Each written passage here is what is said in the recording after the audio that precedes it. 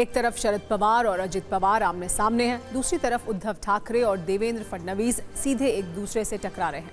मुंबई के बीकेसी में तो उद्धव ठाकरे ने नाम लेकर देवेंद्र फडणवीस को चेतावनी दी। उद्धव ठाकरे ने कहा कि वो देवेंद्र फडणवीस और बाकी लोगों को साफ कहते हैं कि अगर मुंबई में कुछ हुआ तो हम आपको काटेंगे, जरूर काटेंगे। उद्धव इतने पर नहीं रुके, उन्होंने ये भी कहा कि जब वो सीएम थे तो किसी की ऐसी हिम्मत नहीं हुई थी, सब सुरक्षित थे। अब अगर मोदी जी के रहते इनको अनसेफ लग रहा है तो पहले इस्तीफा दो, फिर देखो शिवसेना कैसे काम करती है। बीजेपी उद्धव ठाकरे के इस बयान पर काफी गुस्से में है और उनके नेता काटेंगे वाले बयान की आलोचना कर रहे हैं। हे संकट किती मोठे आहे ते बघा। म्हणजे आपण जर का नुसतं कटेंगे बटेंगे फटेंगे हे ह्याच्यामध्ये राहिलो, मी देवेंद्र फडणवीस आणि सगळ्यांना सांगतोय कि तुमचं बटेंगे फटेंगे सोडा, पण मुंबईवरती घाला घातलात तर हम आपको काटेंगे, जरूर काटेंगे। यही अंतर है बाप और बेटे में। बाला साहेब ठाकरे हिंदुओं को बचाने के लिए खड़े रहे। अब बांग्लादेशी मुस्लिम, रोहिंग्या मुस्लिम हमला कर रहे हैं तो उद्धव ठाकरे बेटा हिंदू रक्षकों को काटने की बात कर रहे हैं। यूपी के सीएम आके ये बात की ने कटोगे करके, बटोगे तो कटोगे, ये बात किसने की? उसको उसके जवाब में वो बोले कि इस तरह के महाराष्ट्र के बारे में अगर आप गलत काम करेंगे तो आपको हम काटेंगे, ऐसा बोले। अरे झडलेली पानं मी फेविकॉल में परत चिपकत बसू? जो इंडी गठबंधन है, जिसे वो अलग से गठबंधन महाराष्ट्र अघाड़ी करके बनाया हुआ है, उसकी करारी पराजय होने जा रही है, इसलिए बौखलाहट में इस प्रकार के बयान दे रहे हैं।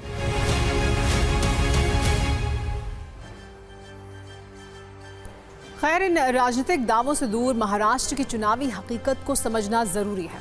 आखिर चुनाव में किसकी स्थिति मजबूत है और कौन थोड़ा कमजोर है। पूरे महाराष्ट्र को चुनाव के नजरिए से 6 हिस्सों में बांटा जा सकता है। मराठवाड़ा 48 सीट, ग्रेटर मुंबई 36 सीटें, विदर्भ 62 सीटें, पश्चिमी महाराष्ट्र 58 सीटें, ठाणे और कोंकण 52 सीटें, उत्तर महाराष्ट्र में 35 सीटें हैं। अब अगर क्षेत्रवार समझें तो मराठवाड़ा की 48 सीटों पर मुख्य मुद्दा मराठा आरक्षण और किसानों की समस्याएं हैं। मनोज जरांगे पाटिल का चुनाव से हटना महाविकास अघाड़ी यानी एमवीए को फायदा पहुंचा सकता है। लोकसभा में 8 में से 7 सीटों पर महायुति को नुकसान हुआ था। ऐसे में विधानसभा में एमवीए को बेहतर प्रदर्शन की उम्मीद है। इस इलाके से यहाँ 30 से 35% मराठा समुदाय का वोट शेयर है, जिसका एमवीए की ओर झुकाव है। इसी तरह ग्रेटर मुंबई की बात करें तो यहाँ मुख्य मुद्दे इंफ्रास्ट्रक्चर, झुग्गी पुनर्वास और यातायात समस्याएं हैं। राज ठाकरे का शिंदे गुट के खिलाफ मोर्चा महायुति को झटका दे सकता है। माहिम की सीट पर राज ठाकरे और शिंदे गुट के बीच तनाव है। यहाँ 40% मराठी भाषी हैं, इससे उद्धव गुट को बूस्टर मिल सकता है। मुस्लिम 20% हैं, जो परंपरागत रूप से कांग्रेस और एमवीए की तरफ हैं। उत्तर मध्य भारतीय 15 से 20% हैं, ये बीजेपी की तरफ जा सकते हैं। विदर्भ की 62 विधानसभा सीटों पर सोयाबीन और कपास की कीमतों में गिरावट एक बड़ा मुद्दा है। किसान सरकार से नाराज हैं।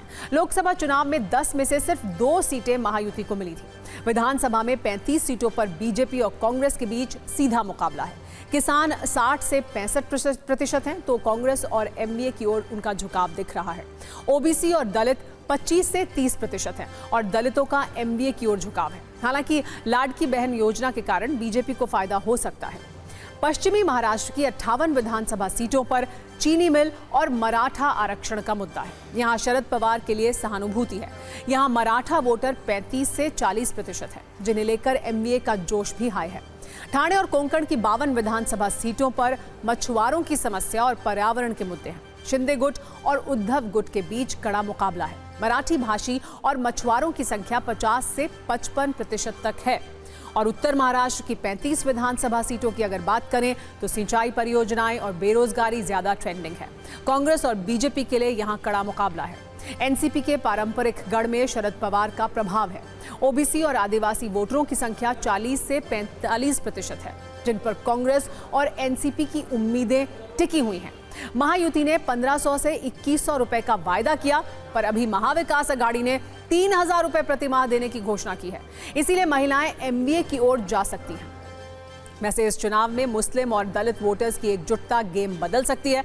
जानकारों का दावा है कि लोकसभा और विधानसभा चुनाव में मुस्लिम और दलित वोट बैंक एमवीए की ओर जा सकता है। मुस्लिम समुदाय मुंबई, मराठवाड़ा और विदर्भ में निर्णायक भूमिका भी निभा सकता है। राज्य में मुस्लिम समुदाय की कुल आबादी लगभग 11.56% है।